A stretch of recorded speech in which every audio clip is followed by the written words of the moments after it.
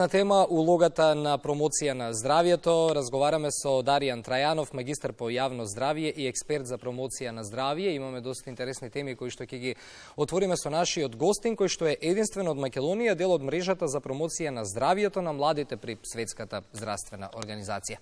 Даријан, добро утро и добре ни дојде во Македонија наутро. Добро утро, благодаря на поканата и чест ми што ќе денеска гостин тука кај вас. Секако неизбежни ќе бидат и советите за ова топло време и здравието, меѓутоа да почнеме поред што значи оваа мрежа за промоција на здравието на младите при Светската здравствена организација, каде што си единствен член од Македонија. Што таа представува? Младинската мрежа за промоција на здравието на младите всушност е една специјална посебна иницијатива на канцеларијата на Светска здравствена организација во рамки на Европа, која што има за цел да ги инволвира младите луѓе, младинските организации во промоција на здравието, односно грижа на здравието на младите и соочување со сите оние предизвици, здравствени предизвици со кои што младите се соочуваат во текот на својот живот, затоа што имаме навистина една на светски рамки говорам на голема бројка на млади луѓе кои што се под таа 30 годишна возраст и тука е многу важно да се стави на акцент улогата на младите, нивните ставови, нивните мислења, нивната улога во креирањето на политики, препораки и совети како ние како млади луѓе да се бориме и да придонесеме за подобра промоција на здравието кај младите. Се уфаќа целиот свет. Се слушаат младите од сите страни на светот. Кои се приоритетите на младите од нашиот регион, од ова подрачје тука? Па, како што рековте, убаво го кажав тоа, тука се вклучени сите млади од, да кажам, од цел свет, цела Европа и вклучително и од регионот. Некои од најголемите проблеми со кои што се и предизвици со кои што се соочуваат младите луѓе и во Македонија, меѓутоа и во регионот се секако менталното здравје, значи појавата на анксиозност, депресија која што е се почеста кај помладата популација. Тоа најмногу после ковидот најверојатно изразено како пандемија. Тука е недостатокот на физичката активност, недоволно ниво на физичка активност. И во светски рамки, меѓутоа и кај нас во Македонија имаме недоволно ниво на физичка активност. Меѓутоа имаме една светла точка што мене многу ме радува, а тоа е што гледам дека младите луѓе веќе полека почнуваат да сваќаат дека физичката активност е многу важна и постепено, да кажам, влегуваат малце повеќе во тој процес на практикување физичка активност. Така. Тоа што исто така сакам да го истакнеме е дека во официјалната книга на апстракти на Светската здравствена организација се наоѓа и твој велиш кој е единствен од Македонија во делот на иницијатива за здрави градови на ниво на цела Европа. Можеме ли ова малку повеќе да го објасниме што представува кога ќе кажеме здрави градови? Што тоа значи? Тоа беше лани, кога Светска здравствена по повод 75 години постоење Светска здравствена и 35 години постоење нивната иницијатива за здрави градови, има повик за пишување на апстракти на ниво на повтора на Европа, каде што јас тоа редовно го следам и тоа сакам да дадам како еден апел до младите. Следете, бидете проактивни, информирате се за све каде што све може да дадете ваш придонес. Многу тоа ќе ви помогне. Аплицирав, напишав една своја идеја на кој начин ние можеме да придонесеме за подобрување на здравието на граѓаните преку вклучување на здрави активности во самите градови. Она што сакам тука да го кажам, а тоа и го потенцирав и во мојот абстракт, улогата на промоцијата на здравието. Прво тука сакам само да дадам една дефиниција за што е тоа промоција на здравје, затоа што имам чувство и сметам дека многу малку се говори на оваа тема. Сите ние некако говориме за здравје, физичка активност и исхрана, меѓутоа што е со промоцијата на здравието? Ако одиме по дефиниција на Светска здравствена, промоцијата на здравието представува процес во кој што им се возможува на луѓето да имаат поголема контрола врз своето здравје или да го унапредат своето здравје. Како тоа ќе го направиме? Еден наједноставен начин е преку едукација, креирање на политики, програми, стратегии, долгорочни стратегии со кои што граѓаните ќе им се овозможи да го направат своето здравје. Токму тука беше мојата идеја преку тие здрави градови, преку таа иницијатива за здрави градови, да се работи, да се придонесе на промоција на здравието на граѓаните преку различни активности. Едукација за физичка активност, за исхрана, инволвирање на сите, да кажам, чинители на здравото живење во еден процес. Например, да имаме едукација во училиштата, да имаме едукација во средните основни училишта, факултетите, институциите, компаниите, се онаму каде што циркулира и постои човекот. Затоа што видите, еве, например, ќе кажам, сега имаме некој ден, Светски ден на здравието, 7 април. И во тој ден, нели, ќе се постават банери, ќе се направат активности, меѓутоа тоа е само еден ден. Тоа не е доволно, тоа е еден мал дел од промоција на здравието. Ние мора да имаме нешто повеќе, да кажеме една соодветна стратегија на годишно ниво, каде што граѓаните ќе бидат информирани секојдневно каде ќе има настани, дали ќе бидат на отворено, дали ќе бидат на затворено, кој ќе биде на тие настани, зашто ќе се говори, да се опфатат темите за ментално здравје, физичко здравје, машко здравје, женско здравје, сексуално здравје.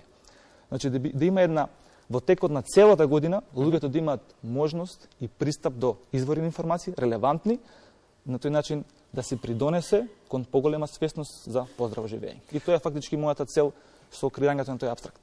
Вака, слушајќите внимателно, најверојатно ни треба некоја подолгорочна стратегија, бидејќи дел од сите овие работи кои што ги спомена, некако во текот на 12 месеци во годината ги правиме, но не доволно. Да. Како што кажа, некако се прават кампањски. Кога имаме некој светски ден, нели, тука се вклучуваат и училишта, институции и слично, меѓутоа во останатите делови и месеци од годината како да забораваме на тоа. Потребна ни е ли една сеопфатна стратегија кога станува збор за промоцијата на здравјето? Апсолутно не е потребна стратегија на која што ќе бидат во подготовката на стратегија која што ќе бидат вклучени експерти, кои што ќе го прават тоа, и јас сум тука цело време да придонесам со својот, да кажеме, знаење и искуство во креирањето на такви стратегии, затоа што и со оваа младинска иницијатива на Светска здравствена, всушност и тоа учество на младите во подготовка на стратегија, затоа што видите, сите ние сакаме некакви краткорочни резултати, да се фокусираме на тие краткорочни цели, меѓутоа краткорочните цели не носат до ние долгорочни цели, и затоа ни е потребна сеопфатна енергија која што ќе ги опфати сите овие концепти, затоа што да дефинирам и во делот на дефиницијата на здравјето. Што е всушност здравје? Тоа е целосна физичка, ментална, социјална добросостојба, а не е самостојна болест или инвалидитет. Значи, за да биде еден човек здрав, не е само да се исхранува здраво, да биде физички активен или не ме боли глава, не ме боли стомак, здрав сум.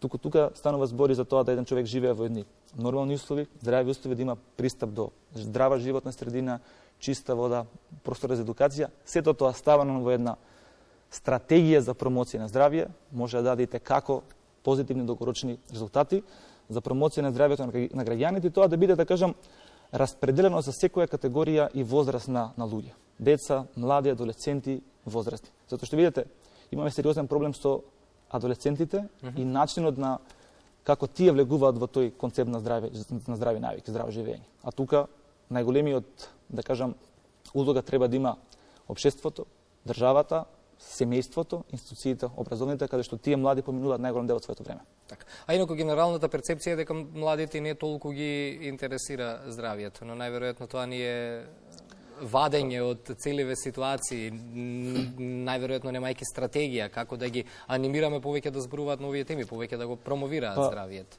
Видете, да, треба да се, тоа што го реков, да се најде начин како да се допре до младите.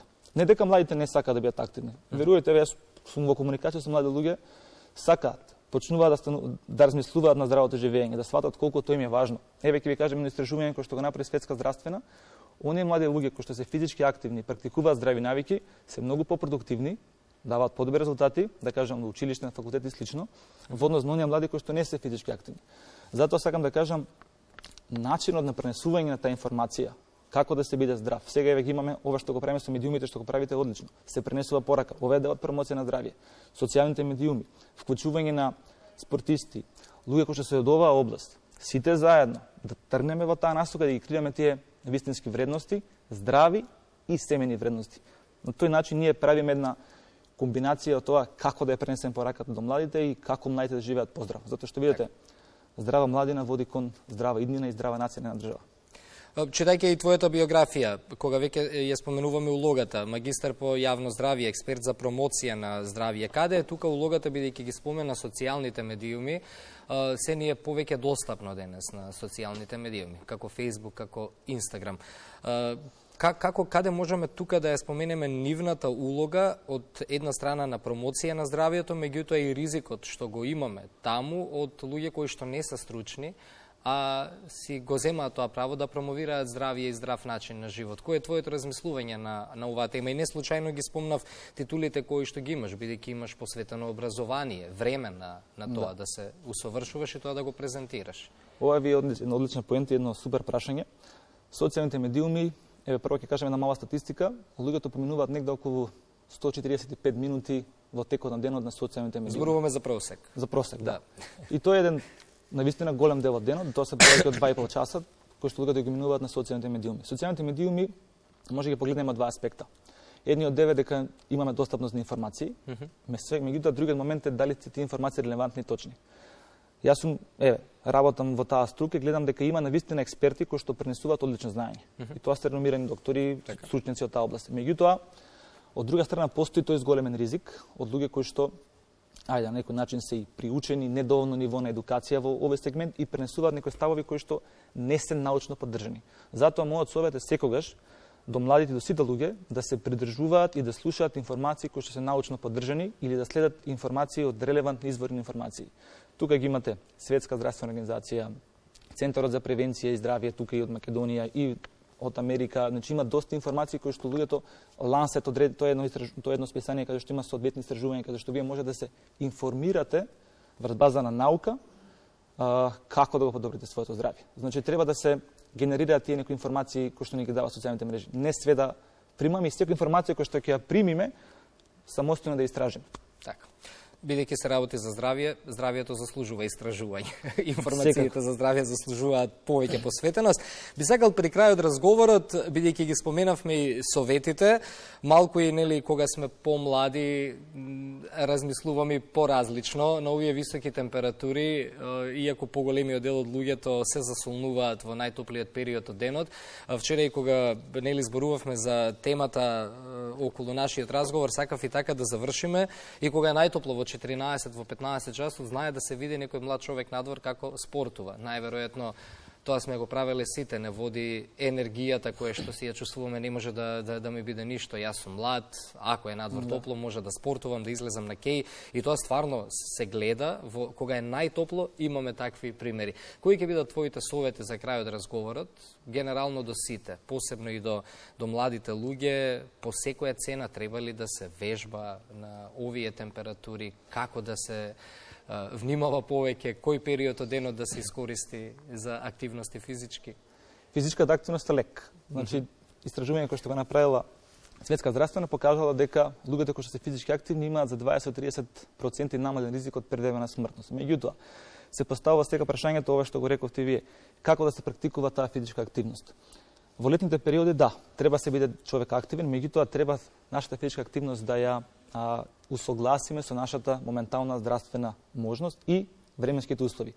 Мојот совет е секогаш оние кои што се почетници ги советувам да практикуваат активност согласно нивните здравствени можности, ако веќе одлучуваат да прават активност, да таа активност да биде со умерен интензитет, да прават повеќе паузи во текот на вежбањето, да бидат хидрирани и пред да почнеме со тренингот и за време на тренингот, да не го доведеме телото во состојба на дехидратација, затоа што секоја физичка активност која што ќе биде со многу поголем, да кажам, интензитет на телото му прави дополнителен стрес, му треба на телото дополнителна енергија, ако веќе се сака човек да биде малце со поголем интензитет активен, тоа да биде во оние периоди од денот кога температурите се пониски, дали е тоа наутро или во текот на ноќта, да кажам, подоцна во текот на денот, кога температурите се пониски, меѓутоа сега сме сведоци дека имаме и високи температури во текот на вечерта и утрото и затоа јас секогаш предлагам активност со умерен интензитет, која што нема да го, да кажам, да биде нели со несакани последици по нашето здравје.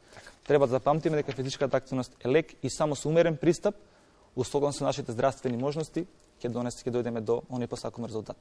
Даријан, ти благодарам за гостувањето. Секако имаме уште доста подтеми кои што можеме да ги дискутираме во однос на здравието, генерално, не само ке младите, така да ако си летово слободен, ќе ни бидеш гостин повторно во Македонија наутро. Кога одиме на одмор? Користиме одмор? Да, јас заминам на одмор сега, крајот на јули. Добро, така да после одмор те бараме. Не го споменав случајно одморот и тој е доста важен сегмент за здравието. Да, одморот е премногу важен момент и дури има истражување кои што покажува дека луѓето кои што користат одмор, се одмараат и од сите оние работни обврски во текот на денот и како имаат позголемена и креативност, меѓутоа и продуктивност. И ќе ми биде драго да гостувам на овие теми и да го дадам својот максимален придонес за унапредување и промоција на здравјето во Македонија, за младите и за сите луѓе. Тука сум да помогнам и благодарам на вас што како телевизија емисија се грижите за промоција на здравјето на ваков начин. Благодарам уште еднаш. Одмор не е само плажа, секој може да си одмора како што се ужива и како што се знае. На тоа мислевме јас и Даријан. Одморот е и слушањето добра музика, вака рано наутро, така да останете со нас, следува музика, додека го пиеме заедно првото утринско кафе, а веднаш потоа и одиме во Штип и во Охрид, кога веќе зборувам за следните теми со колешката Славица Величковска, ќе имаме вклучување од Универзитетот Гоце Делчев, зборуваме на тема онлайн настава, тренд на светските универзитети, а со колешката Сонја Рилковска од Охрид веќе споменавме за одржувањето на Бич Филм Фестивал, односно филмскиот фестивал на плажа, ќе зборуваме за промоцијата на краткотражниот филм Шарац. Така да ова се дел од темите до 9 часот, меѓу нив и разговорот со Ѓоко Таневски. Останете со нас.